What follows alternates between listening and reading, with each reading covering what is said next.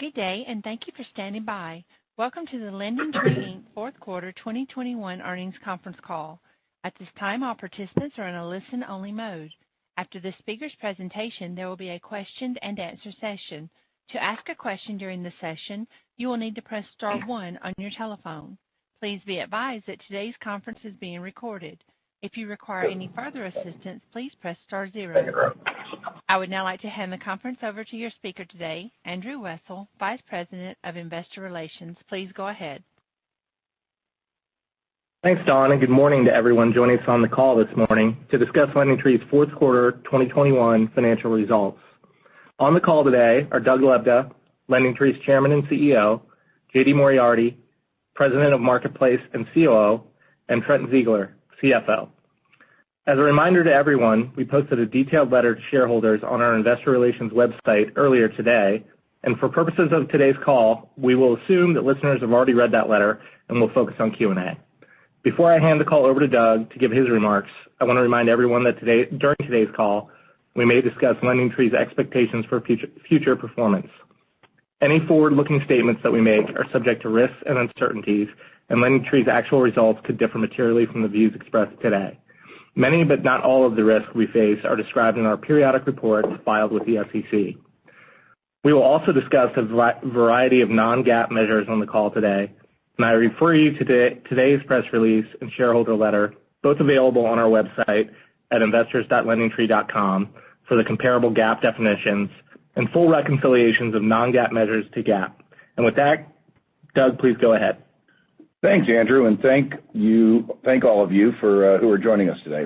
Following our recent Investor Day event, I'm going to forego some of the normal quarterly items and focus my comments on how we are positioning the company to become the ultimate consumer champion in the financial services space. The strategy process we completed in the second half of last year was a deeply meaningful exercise for Lendingtree. We engaged employees from all levels of management across the organization, and the feedback from our team was clear. We want to create fantastic customer experiences that build trusted and lasting relationships with our customers throughout their financial lives. The fintech space has created a multitude of digitally enabled lenders and insurers. Established companies have responded with increased investment in digital fulfillment channels to defend their market share. Consumers clearly enjoy the convenience that these advances have generated. The ability to take care of all their personal financial needs digitally has been well received, and the adoption curve has been swift. But the market lacks a shopping experience to differentiate between the ever-increasing number of financial products offered. There is no trusted digital advisor that leads with choice and best pricing for the consumer across the entire range of financial products in one easy-to-use experience. As we execute on our strategy, we are well positioned to continue our leadership in the consumer finance space. We are harnessing the incredible power of our brand with its consistently high levels of aided awareness and combining it with our unmatched depth of partner relationships to be the ultimate resource for consumers wanting to take control of their financial lives. This is the next iteration of Lendingtree, but it remains firmly rooted in the core reasons I founded the company 25 years ago. In that time, we've helped over 100 million customers shop and compare financial products and have facilitated billions in funded loans. Yet we believe this is just the beginning.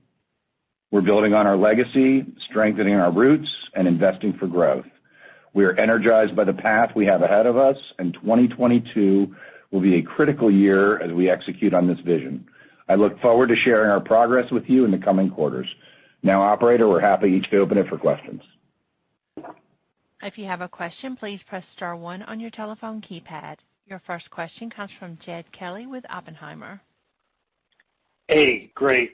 Thanks for taking my question. Just two, if I may. One was on insurance, just going through the shareholder letter. Can you update us on the Medicare strategy? And then my second question goes into just on capital management, short of measuring share buybacks. I saw you made an investment in a payment processing company. And then just given the valuations out there, how are you thinking about M&A? Thank you. Yeah, Jed, I'll take the first one on Medicare. I mean, look, we obviously we invested a fair amount into scaling up the capability there on the Medicare agency throughout last year. I think like many of the other players in that space, you know, there was a fair amount of competitive pressure in the sense that you saw a lot of folks chasing that opportunity, and you've got a lot of, you know, agents selling those policies where there's very little differentiation. And so there's some competitive intensity in terms of just getting to the customers. That leads to kind of lower policy persistency, which does impact the, you know, it impacts the revenue streams that you expect to collect on those policies. Now, in our case, we're uniquely positioned in that space in that, A, we're not at the same level of scale and not nearly as dependent as many of our competitors on that product, but B, we're actually recognizing the cash flow from those policies up front. And so, you know, we feel good about the progress we made certainly in that business. Obviously, the environment that we saw in the fourth quarter will inform how aggressively we intend to scale that business in 22. Right now, we're focused on kind of the unit economics in that business and how we think we can improve them. So don't expect us to scale that too aggressively in 22. So that's kind of what we learned from the fourth quarter and how we're approaching it going into this year. That said, you know, as you saw at the Investor Day, we think there is some opportunity to scale on the P&C side, the agency capabilities, because that's really how you can improve the customer experience and ultimately tie that into to My Lendingtree and create kind of the holistic cross-sell opportunities that we're going after. And then do you want to talk about buybacks too, and then JD can talk about M&A? Yep. So on the buyback front, you know, as you saw, we did $40 million in the fourth quarter. We remain in the market, as we said at Investor Day, here in the first quarter. And so look for us to continue to be opportunistic with the buyback. You know, we're fortunate that we've got $250 million of cash on the balance sheet. We continue to generate cash, and we'll look for ways to, you know, return that to shareholders effectively. JD, you want to take the M&A piece? Yeah, Jed. Thanks. We're excited about our investment in EarnUp. EarnUp is a San Francisco-based fintech focused on payments. They have a borrower pay solution that enables a consumer to pay their mortgage and other debts, but initially mortgage. And they're transitioning to an enterprise model where originators and servicers can provide this for their consumers and thus be better tied to their consumers. So it's very consistent with our strategy to work toward a better consumer experience and a natural fit with our home business, right? So you could envision a consumer in My Lendingtree down the road being able to pay their mortgage through Lendingtree, and it removes a lot of the inefficiency when a mortgage transitions from the initial originator to another servicer. And so that's really the opportunity. We think it's great for the consumer, and we think it can be great for our originator customers and servicers as well. So that's what we're excited about with EarnUp. Now, more broadly on M&A, probably an undertold story over the last year is how much our balance sheet has improved. And so we find ourselves in a really good position both to execute on the M&A that you've seen us do over the last several years, but also buy back our stock. And so we're really happy with the refinancing that we did. We're very happy, obviously, with the convert that we did in 2020, the refinancing that we did over the last year, and where we find ourselves in terms of free cash generation. And quite obviously, multiples have come down quite a bit. So we've been disciplined for the last 2 years, but it presents us with a very good opportunity to be acquisitive going forward. So that will remain a key part of our strategy, and we're happy with the discipline that we've had over the last couple of years. Thank you. Your next question comes from the line of John Campbell with Stephens Incorporated. Hey, guys. Good morning. Good morning. I'm John. Hey, on the combined credit cards like personal loans, small business rev, you know, that's moving along really nicely for you guys. I'm thinking that, you know, the bulk of that rev is probably pretty similar to Credit Karma, just overall.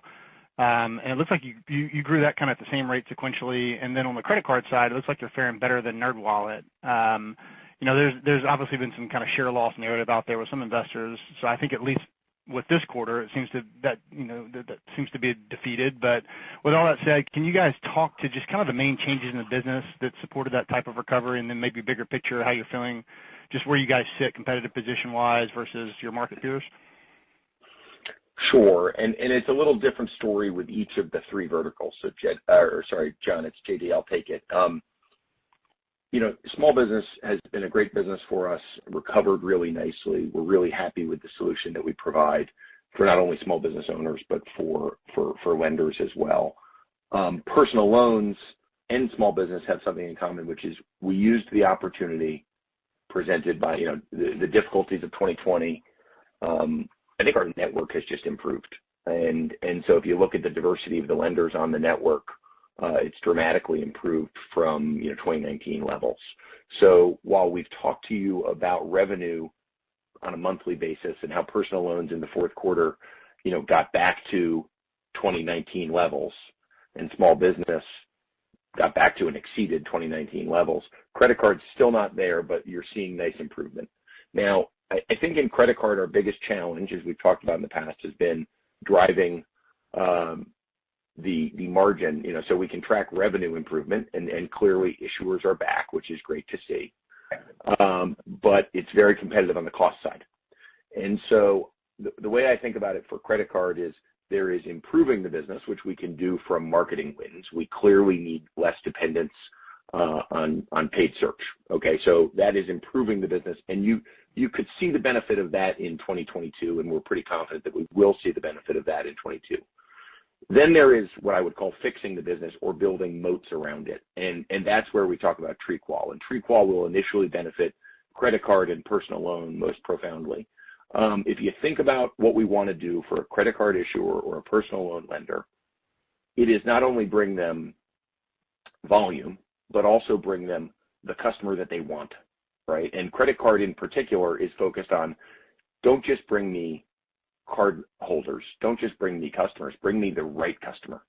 And so TreeQual is going to enable us to do that in a way that is friendly to the issuer, and it's hard to do. And so it will improve the quality of that business. We're working through it right now. We're really excited about the enthusiasm of our TreeQual partners. So those are the credit card issuers and personal loan lenders who are enthusiastic to work with us. We're working with Axiom, we're working with the bureaus, and we think it's going to build a great barrier to entry for us. We think we're doing it the right way. The business that it will improve first, as I said, is credit card and personal loan, but it really is extensible to our other verticals. And at the end of the day, it's really about taking that marketing efficiency and delivering it to our partners. But also on the consumer side of things, we don't want a consumer in My Lendingtree clicking on a credit card ad, going to the issuer and getting turned down. In My Lendingtree, we want to present them with the card that's right for them and that's available for them. So TreeQual pre-qualification and pre-approval is key to that. So it's very core to our strategy over time. If you see us doing better than NerdWallet and in card, that's wonderful. But we're focused on the long game, and that's fixing the business. TreeQual is part of that. Okay, that's very helpful. The only thing I'd add to that from the competitive environment is, as you look at the fintech universe broadly, the great thing that Lendingtree has always been able to do versus competitors, and I think it's showing itself more and more now, is the solidity, if you will, of the business model. If we were able to operate the consumer business profitably last year in a tough monetization environment because of what our partners were going through, we can do obviously much better as things go forward, as you're already seeing. But at the end of the day, you need a business model that can, regardless of your product, that can bring customers to you in a sustainable way that's actually lower than what your revenue is. And I think the Lendingtree brand and our marketing execution has shown that, and that gives us the ability to weather many different markets and still do it very profitably. Okay, thanks, Doug. And then one more here on mortgage. Industry refi, I think, is down 50% year-over-year or so in the quarter. You guys, mortgage business was kind of flat, I think down 2% or so. Revenue per lead, I think that was up over 50%, so that's definitely providing support. But, I guess curious, is that just coming off a low comp, or how that looked on kind of a 2-year basis? And then, over the next couple quarters or even longer term, how should we think about the upside potential to revenue per lead, and then, your kind of ability to stave off lower volumes? So on the mortgage front, and you've been around here a long time, so you're well aware of people not getting this. As lenders need us more as rates are rising, or just regardless of rates, when their volumes are dropping, they open filters, they increase bids, they expand to more states, they take additional types of volume. They also expand into purchase, they expand to home equity. All of that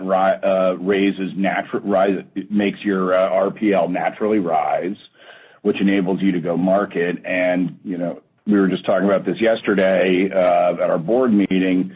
Given the fact that we're originating roughly 2% of the mortgages in the United States, we would see that go up in a more purchase environment, and that's what you're seeing happening. Now we're also getting some client wins. The other thing I'd say is that at times like these, lenders are willing to innovate with us, which goes to how you continue to push RPL higher, which is really through conversion rates from lead to fund, and also through our site. I've seen some really exciting work. We talked about a number of the initiatives at Investor Day, and those are all aimed at improving conversion rates. And as our lenders improve their conversion rates, then they are more profitable, and then they can bid even more. So that's our intent to get through this environment. You're seeing us already outperform the broader mortgage environment, is working with our partners, helping consumers close more loans. And if we do that, RPL rises, and then we can market into it. Thank you, guys. And your next question Your next question comes from the line of Ryan Tomasello with KBW. Good morning, everyone. Thanks for having me on the call today. I guess just following up on the mortgage question, I mean, certainly understanding the countercyclicality that Lendingtree can benefit from as lenders partner to backfill these pipelines that are declining. But, just looking at some of the recent results across the street, for example, Rocket recently indicated with its guidance that it's actually choosing not to chase volumes given uneconomic margins as gain on sale compresses. So I'm just trying to understand how you're thinking through the puts and takes of the guardrails this year, and what data points you're really focused on for the mortgage business relative to the conviction in the guidance range. Thanks. Yeah, I'll start, and then JD can add in as well, or Trent. A mortgage company really operates through, obviously, its profitability and its margins, but also through the capacity of its loan officers and its processors. So it's not as much about their end pipeline as much as it is about their marketing efficiency and their pull-through. So mortgage companies will operate up to the break-even point, if you will. Then they'll go slightly negative. They start to reduce their capacity. I always compare it to airlines. At some point, if airfares go down low enough, putting another person on the plane isn't good enough. You need to take a plane offline, and that's the way they work. So what the indicators that we look at is our lender profitability, the cost per funded loan for our lenders, and how that then relates back to our marketing machine and what we can do there. And the big driver is the fact that Lendingtree is the reason that I know that we can grow through this is, one, we've done it before several times, and two, if you look at just the millions of people who are coming through Lendingtree that then relate to roughly the 8,000 or 9,000 loans that get closed every month in mortgage, there is a whole lot of drop-off between visiting our site, starting a form, finishing a form, pressing submit, and then importantly, pressing submit, getting phone calls, picking a lender and closing. And that 8,000, 9,000 loans a month could be 15,000 loans a month, could be, a lot higher. Based on you just simply improving your funnel conversion. You don't need to do much more than that. Now, to improve your funnel conversion, you go back to our strategy, and you see what we're doing with the marketplace CRM, and you see the same thing on TreeQual on the consumer side. And as you execute those, as you're better for the consumer, and as I said before, our lenders are now more willing to adopt changes to their process and working with us more closely now that, they're not just awash in volume, and now they really got to be sharp to win on the marketplace. That's what gives us confidence that we can improve conversion rates and then monetization. Katie, anything to add? No. Ryan, first of all, good to have you on the call and good to have you as part of our coverage group. I guess the only thing I would add is, we spend a lot of time talking about the cycle for our lenders and then our cycle, and recognize that it's pretty dynamic and we have to work with them to understand, cost per funded loan. And as Doug points out, if we can drive better conversion. So it's not unlike credit card when I was talking about the right customer for them. Well, that's about conversion, right? So if we can drive better conversion, we can manage that cost per funded loan effectively, even in an environment where, as you say, they're not stretching. We acknowledge that this next 12 months for many of our refi-centric originators is going to be harder. What you're going to see us, and you've seen it already in the RPL for purchase, which we talked about at Investor Day, what you're going to see is more focus on purchase, more focus on home equity, and more focus on us getting them the right consumer efficiently. The other thing that you're going to eventually see is the cost for our marketing expense, our cost to acquire drop, right? And so we've been in a high RPL environment, but you got to recognize that the way this cycle will play out, we have to manage it on both the RPL side and the cost side. So that is the next leg of this, and we have a lot of experience, obviously, navigating these cycles. When we go through these cycles, our goal is to help our lender partner, but also just grow our business, right? And so if we look back at the last 5 years and you look at periods like 2018, which is the most recent comparable period where rates rose and lenders lenders went through a difficult time and were laying off loan officers, et cetera, we worked with them through that period and we grew our business, right? So that's the way that we're going to manage it, and we've planned for it this year. And you think about our numbers this year, they've already been set with an expectation that refi would be down, and we're just executing through that period. Great, appreciate that. And then I guess, follow-on question would be, the 2022 guidance seems to imply a normalization in brand marketing expense, by my math, back to 2019 levels. So I guess as you continue to focus in on the consumer-centric strategy, including with MyLT, is there a way to put any guideposts around the time and amount of brand marketing spend that you think will be necessary to drive that next leg of brand awareness of the platform? And is any of that starting to come through at all in 2022 here? Let me start and then hand it off to Trent in terms of numbers. Our view on when we say brand, we think of that as TV advertising. It's the highest cost per CPA, cost of customer acquisition, but it's also the most enduring. And the TV advertising, we view TV just like we view every other ad source, from the standpoint that what does it cost us to get a customer to take a certain action? And you only are on TV when your monetization is high enough and your demand is high enough. Obviously, the last couple of years, our TV spend has been relatively modest. That's because monetization was pretty much down across the board from where you need to be on TV. I would expect as monetization increases that we have some TV spend in the budget, But again, for us, that will pay off certainly within a year, and in the past it's been, call it 6 months.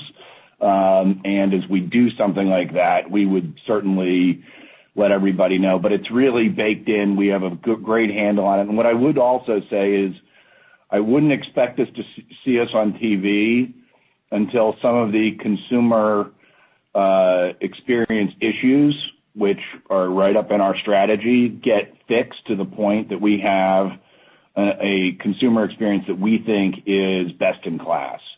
And then we think that we can be on TV again, marketing into high RPLs. One thing I've said to investors in the past is, when you see us on TV, you know that we are that the monetization side of the business is incredibly healthy. Trent, what else would you add? Yeah, no, Ryan, I would just say, your assumptions are right. We did allow in the guidance for the brand budget to be up over 20 and 21 levels, closer to 19 levels. That said, we've got a CMO who's 6 weeks into the job, right? And so we had to put a placeholder into the budget, but we're going to be flexible with it, and we're going to be intentional about how we use those dollars, and the business will dictate whether we flex up or flex down from there. Okay, great. Thanks for taking the questions. Thanks, Ryan. Your next question comes from the line of Rob Wildhack with Autonomous Research. Good morning, guys. Rob. Good morning, Rob. Just a quick question on TreeQual. I know you're live with 3 credit card issuers. Are you live with anyone on the personal loan side, or any new partners trialing that product on personal loans? We have a couple lenders testing it, but not yet fully live. But it will be in tandem. It's not going to be a phased approach of credit card first and then personal loan. It will be in tandem. We have some lenders who are actually engaging in both. And JD, you might want to comment on the presentment and representment, the fact that it's a little more complicated to get up and running here, but it also creates a barrier.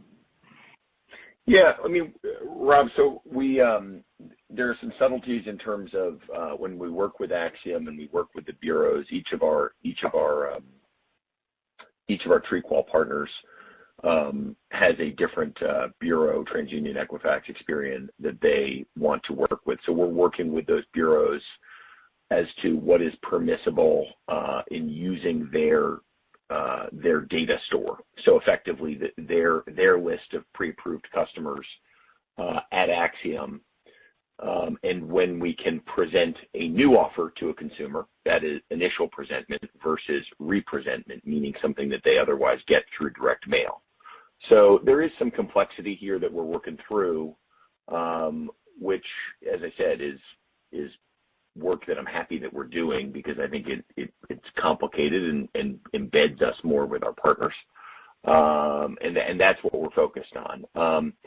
As I said, the initial deployment is card and personal loan.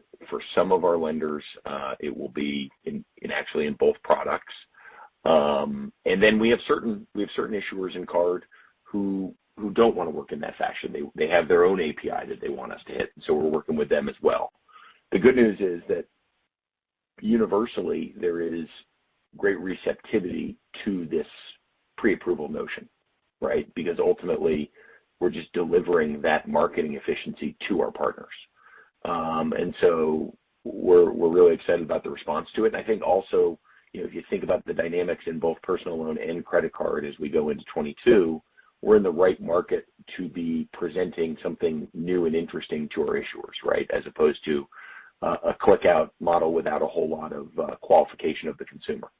So we're really excited about it. We think it's a great opportunity, and we think we'll see some results in 22, but results will be lenders and issuers engaging with us, and financially it should really impact us in the out year. But it's one of our most important projects this year for sure. Thanks. That's really helpful. One more on the Medicare business too. How did the competitive intensity, your results in the quarter and the results from some competitors compare to your expectations when you set out and decided to invest and expand this business? Yeah, Rob, I mean, to be totally transparent, we came up a little bit short of kind of what we had modeled out going into the open enrollment period. It seems like we were not alone in being kind of surprised by the level of competitive intensity. But look, for us, like that was a bet that we were placing, and we feel really good about the progress that we made there and kind of the infrastructure that we've built out that we can leverage, across the rest of the business. So that's going to inform us and make us smarter as we progress throughout this year. Yeah, and my comment on Medicare would be, and we've seen this in personal loans when we restarted that and made a marketplace there, and we've seen it in some of the other businesses we've been in that we've had to exit.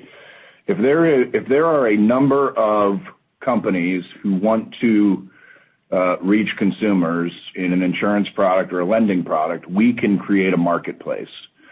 If the underlying companies have issues or the industry has issues, it's harder to create a marketplace. And if you see more competitors in creating noise, then it gets, your cost of customer acquisition goes up, and the unit economics get more difficult. And then what we do in all of our businesses, then we just adjust. So, it's not like we laid down a huge bet in Medicare. We were building it slowly. We made our investments there.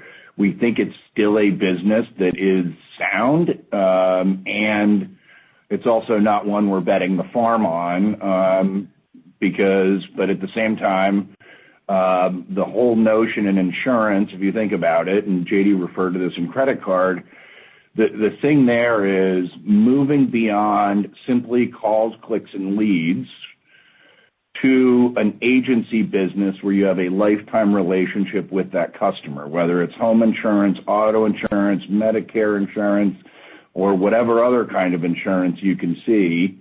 And then when you stitch together the lending side and the insurance side, which is still a dream, not fully realized, and then you can share the data between your agency and your lending side. And if you're getting auto insurance, well, maybe you need a car loan refinance with that, and vice versa. So that's I wouldn't view Medicare as much as it's a standalone business. More, it's Lendingtree's pivot to the agency model. So we have a very, very competitive mode of differentiation from our competitors in that space. Got it. Thank you for that. And your next question comes from the line of Melissa Wedel from J.P. Morgan. Good morning, guys. Appreciate you taking my questions today. I was hoping to touch on the revenues that I would say, you didn't restate anything. It was just a shift in methodology for attributing revenues to My Lendingtree. When I compare the current methodology, which incorporates transactions outside of being logged into the app, it would really seem to indicate there's a lot of activity happening, or it has been happening, of users transacting outside of the app. And I was curious to get your thoughts on sort of what would drive consumers to transact outside of MyLT, and how you interpret that to sort of inform the strategy going forward. It's a really good question. So if you think about a user experience, let's say you've signed up for My Lendingtree, but then you see a display ad and you click on that. Today, when you come in, you come in and you go, and you might be looking for a refinance, and you come in and you get dropped into our normal flow. In the future, we would obviously hope to be able to identify you, but we need some information first, as a My Lendingtree user. And as JD's talked about and Jorge talked about, in My Lendingtree, we will also have unique user experiences such that you'll want to go in the same way in my Amazon, that Amazon knows that I'm an Amazon Prime customer and all my information is there and can make recommendations.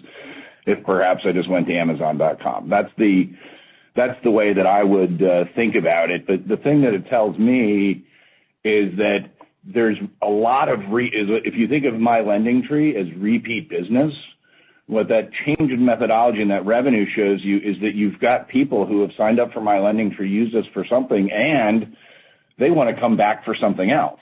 And so for me, that's incredibly rewarding to see that repeat usage. That is what we're after, which is surrounding the customer with all the financial products such that you don't need to go anywhere else because you can trust us to get you the best deal because everybody on the market is on our marketplace. And if you're a logged in user, even better. Melissa, it's JD. Are we getting feedback? Can you hear me? Oh, sorry. Sorry about that. We got some feedback. I apologize. Melissa, the only thing I would suggest is internally we found it pretty confusing to talk to our teams about two numbers. And so we've just sort of simplified and said this is the revenue from the base of MyLT users that we are looking to generate. And obviously we want to know how productive those users are. Now, we historically tracked something called optimal revenue, and what we did there was we backed out the incremental marketing expense to effectively reacquire a customer. We still can track that, obviously, internally, and that's a marketing efficiency that we're looking to deliver. But honestly, there's a part of this where we're just trying to simplify how we track the importance of those users to the overall platform. And then externally, it's a much more simple thing to track as well. So that's really the idea. Now, the other thing I would just say about my Lendingtree, when we look back at 2021, we're really happy with the growth. But more importantly, we started to see some real growth in users coming from our mortgage funnel. One of the things that we've talked about is the linkage between personal loans and my Lendingtree. And about 70% of our base today was generated through our personal loans funnel. And that has its own implications, right, in terms of the credit quality of the consumer. So as we open up our other funnels, which is one of our objectives in 21, to drive MyLT usage, to drive MyLT membership, you will see a change in the credit quality of the base that will in turn benefit our marketplace business, right? So if you think about our credit card business, the best, if our base is entirely generated by personal loans, it has implications for our credit card business. As that base becomes more diversified, our credit card business will benefit more from the My Lendingtree base. So that is one of our objectives as we grow that My Lendingtree base in 22, is not only to grow it, but to diversify it in terms of where it's originating from. And there's a lot that we can do just in terms of directing consumers from our marketplace business to MyLT. We don't do that uniformly today, but we have every intention of doing so as the year progresses. Okay, that makes a lot of sense. As a follow-up question, you touched on the shareholder letter about getting some increased adoption with Plaid integration and getting some consumers to opt into connecting bank accounts. Can you go over that piece of the strategy, how important that is given the higher conversion rates and how you can incentivize consumers to do that? Thanks so much. Absolutely. And Jorge DeCastro presented at our investor day, and one of the things he and I were just discussing actually just yesterday was, we've done the hard part of integrating Plaid. We don't have sufficient value prop to a consumer, to a My Lendingtree user, for why they should do it, right? We've historically talked to the consumer and said, you want to see your cash flow. Well, seeing your cash flow is great, but what we're finding is that's not really engagement that people are excited about. So we need to transition from using that Plaid integration to deliver something of value, meaning if you're spending a lot of money on groceries or gasoline, we want to present you with a credit card that is aligned with your spend.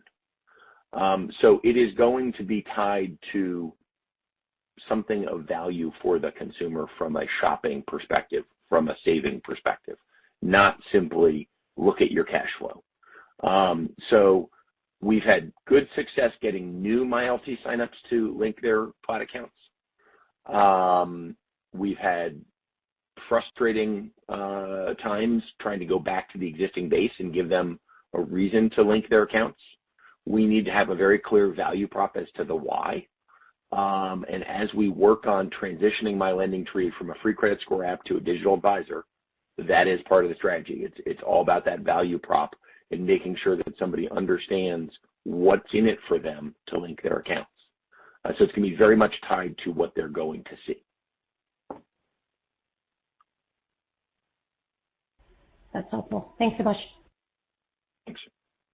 By the way, the only thing I would add to that is all that Plaid integration and a lot of that, call it plumbing work, that those are all part of prior year investments that now, as JD talked about, we're talking about value props, marketing, and more consumer-facing things, which you can test into at a lot lower cost than building foundations and doing plumbing work. Now, we still have plumbing to do, but a large part of that is over.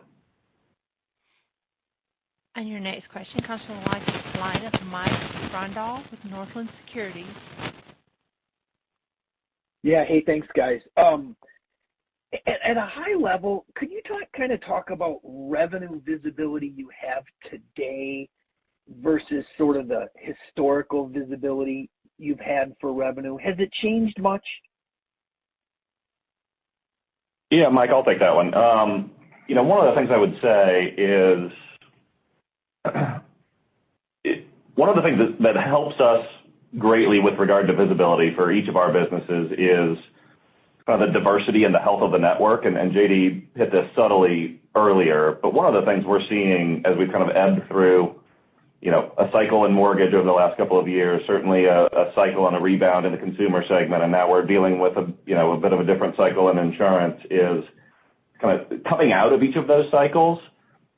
The diversity of partners on our network and kind of the health of the network, the lack of concentration risk in any of those businesses greatly improves our visibility, and it's something we feel really good about, and something we've seen in each of those businesses as we've moved through cycles.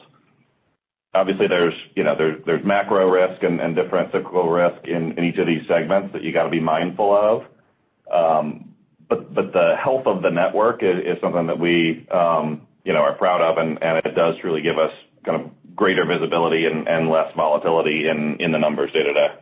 And in addition to that, the only thing I'd add is the business has always been fairly predictable, at least in the short run, in the medium term.